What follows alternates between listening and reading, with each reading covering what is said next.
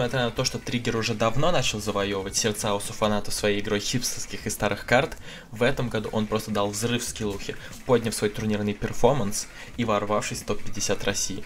Среди его довольно банальных топ-скоров есть один ультраэлитный Blankfield Goodbye with Halftime на 350 pp. Редкое и красивое зрелище. Скилл в турнирах он продемонстрировал своей достойной игрой в финале турнира Osu Content против команды Fallen и Red Pixel. Хоть в этом году немного не хватило до участия в ОВЦ, мы надеемся, что в следующем году он будет керрить свою страну на чемпионате мира. Среди кучи элитных скоров на банче и вне его особого внимания заслуживают Scarlet Rose с Hiddeном, Rolling Gothic Mix от Eve BMP, No Mod ФК на Distorted Love Song, Joint Struggle No Modом, Jack the Ripper с Hiddeном, Bring Me Horizon Anthem с Hiddeном. Чего достигнет молодой талант России? Будет ли он все-таки в составе ОВЦ 2018 и поставит ли еще больше невероятных скоров на старых картах? На эти вопросы нам ответит уже наступивший год.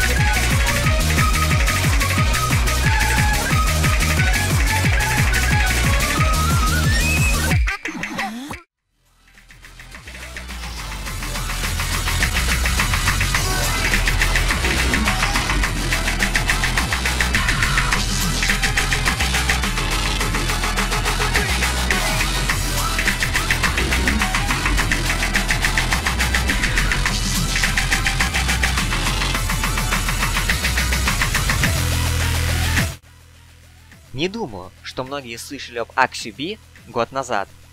Именно в этом году он импрувнулся до уровня, достойного сборной России на ОВЦ и топ-10 России, который с каждым годом все более тесный.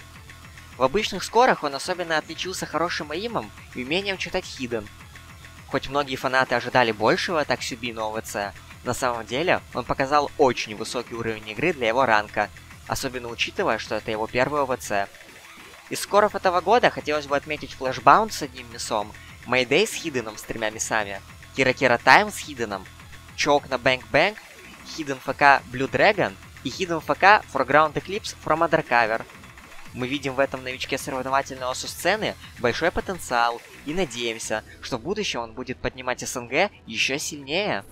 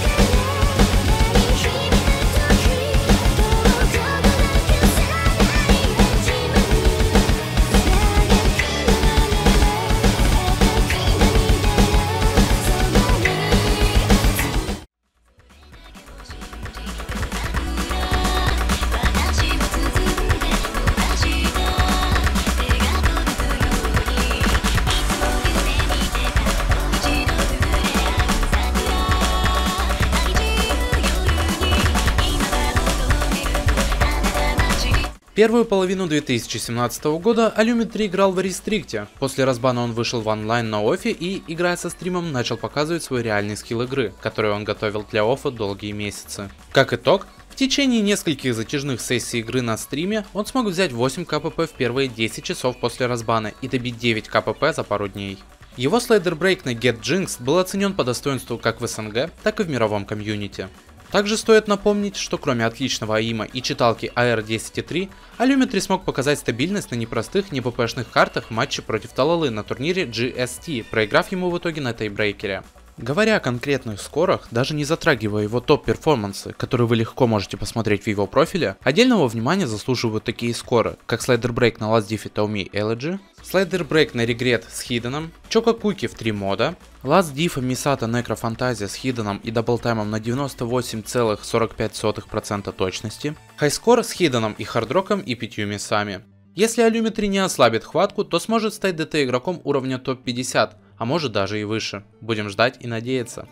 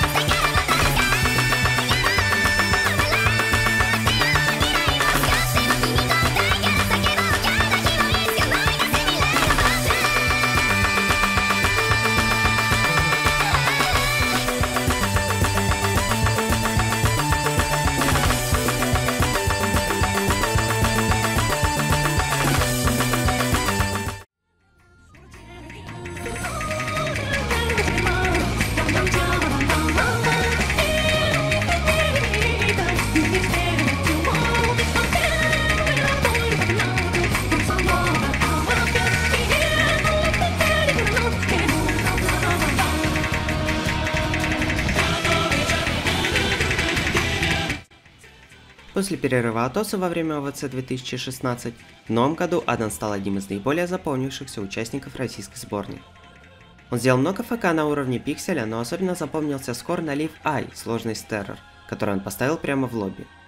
К слову о сложных и неприятных картах. Никто в России не сможет похвастаться его СБ скором на Горщит Flashbound. А потрясающая стабильность также была подтверждена чистым ФК на марафоне в 10 минут и у Ямино Ута. Долгое время он держал топ-1 России на Rolling Gothic Mix, который впоследствии забрал Талала. Еще среди его достойных скоров этого года можно отметить: 1 мисс на Virgin Code, 1 мисс Renard Terminal, ПК Insane Technics Diff и Azera с модификациями Hidden Double Time. Несмотря на очень сильный состав участников ROG 2017, Адан без напряга смог занять 4 место. Без резких фармов ПП Адан спокойно продолжает наращивать стабильность игры и общий скилл. Поэтому ожидаем, может, и не врыва в топ-100, но элитные скоры и Enjoy Fallen это точно.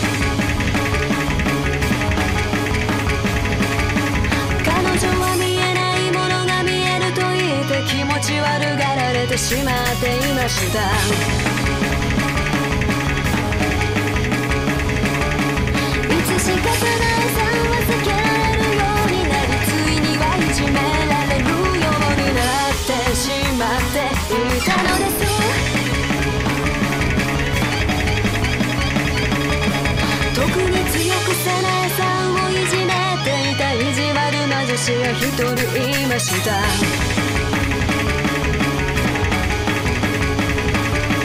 彼女はある日さなえさんを一人で屋上へ来るようにと呼び出しました。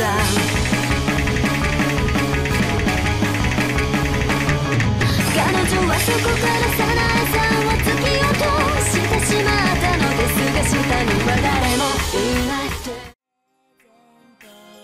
お待ちしてます。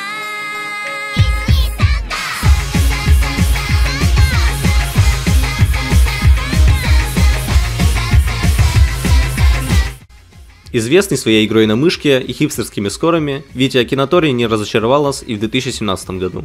Он сфокусировался на фарме ПП и занятии более справедливой позиции в топе России – топ-20. В начале 2017 года у него было всего лишь 6100 ПП, а сейчас уже более 8500. Несмотря на не особо большой фарм, он выбил много красивых ФК в этом году.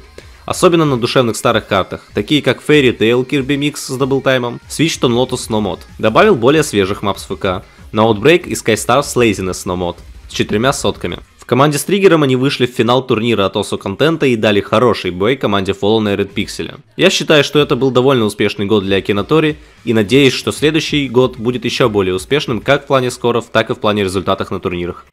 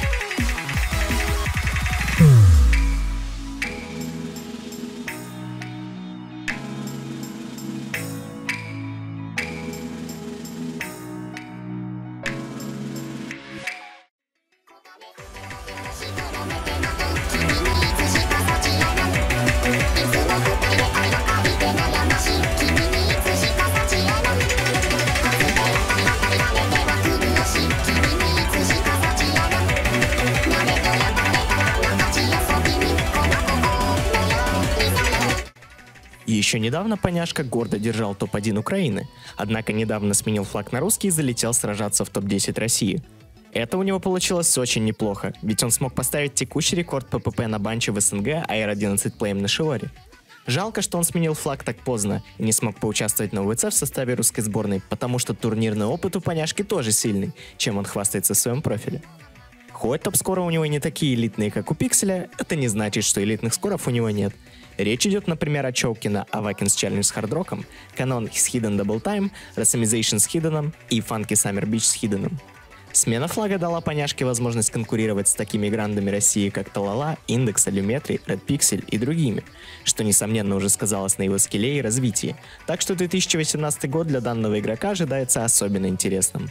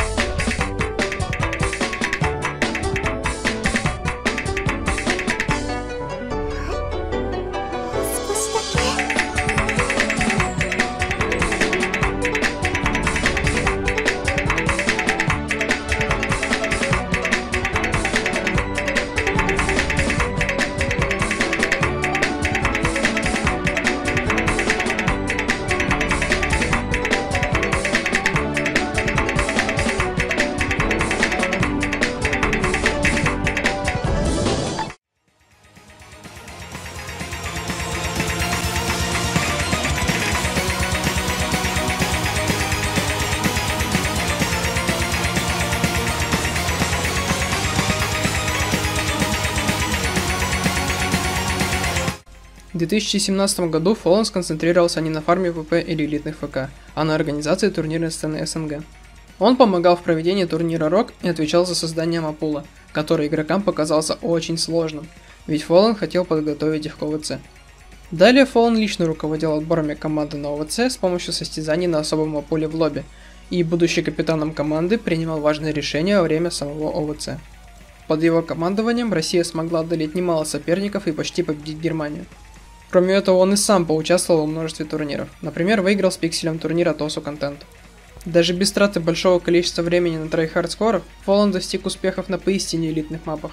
Assassin's Scarlet Rose, Nomad FK Lalicor, 2 Missana Subconsciousness, FK Paradigm Shift, а также очень обидные челки на общепризнанных сложных современных картах, как на им, так и на стримы, среди которых High Score, Blue Zenith и Road of Resistance.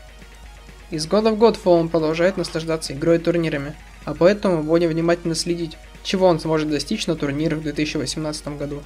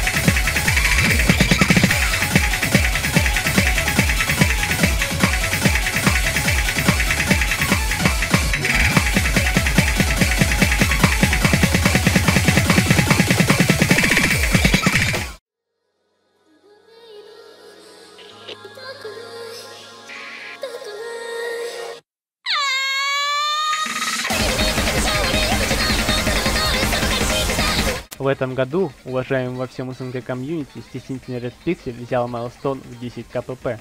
ФКшник CYZ Extreme в матче против ТЛ, оставив его в небольшом шоке. Одно из необычных, но стильных достижений – первое место в чартах от Фалона, в которых он одолел своего соотечественника ТЛ и мирового легенду Тоя. Среди крутых скоров предлагаем оценить один мисс на Auga Dance Рейхелзена, ФК на Saving Machine с HDHR, HR ФК Docking Summer Adventure, Nomad ФК I Want и Ширан с Hidden, а также скор на Нихата и Бульсу.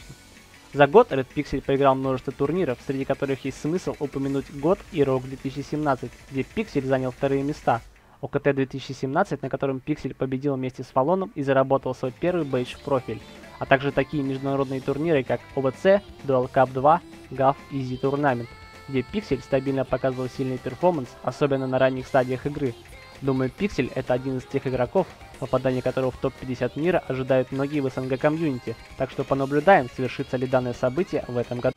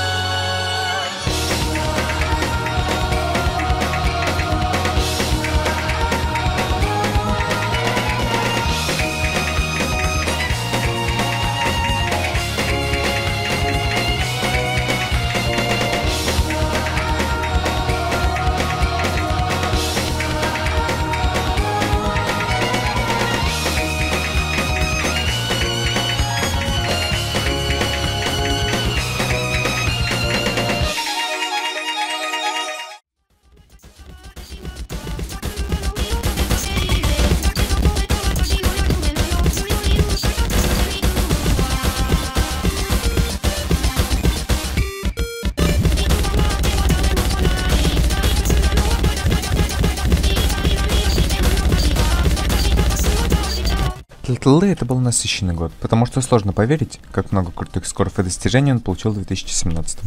Продолжая держать гордые топ-50 мира и топ-2 России, он заполнил такие пробелы в ачивках, как второй в СНГ игрок 600 pp скором, сделанным на Bye Bye Yesterday с HDD на SS, вторые в СНГ 11 КПП и даже вырвался в лидеры по некоторым аспектам. Например, занял первое место на ROG и был в априорном составе ОВЦ, первая SS Candified Airman в СНГ и не только.